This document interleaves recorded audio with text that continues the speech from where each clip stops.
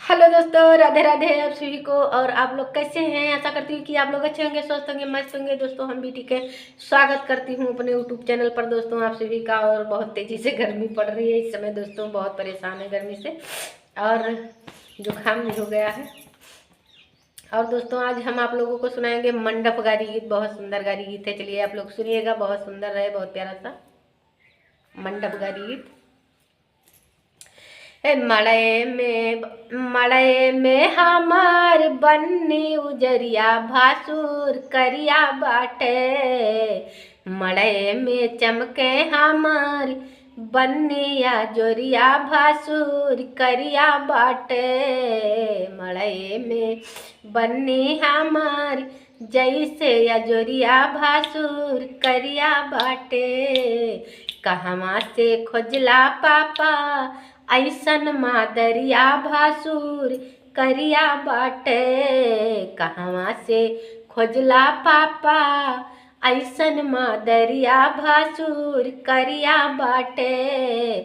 हम तो जानीला भासुर पढ़ल, हम तो जानीला भासुर पढ़ल लिखा लाई नाचनिया बाटे।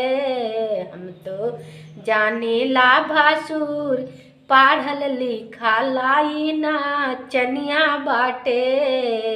मड़े में हमारे दे खावई मादरियाई नाचनिया बाटे। कहवा से खोजला पापा ऐसन मादरिया भासुर करिया बाटे। कहवा से खोजला चाचा ऐसन मादरिया भासुर करिया बाटे। हम तो जानेला भासुर हुए हाई फाई। मड़े में हम आई हैं या जोर होई जाई।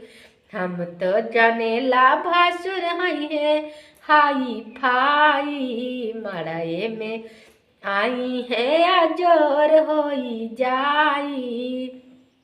मड़े में हमारे देखावई मादरिया भासुर करिया बाटे।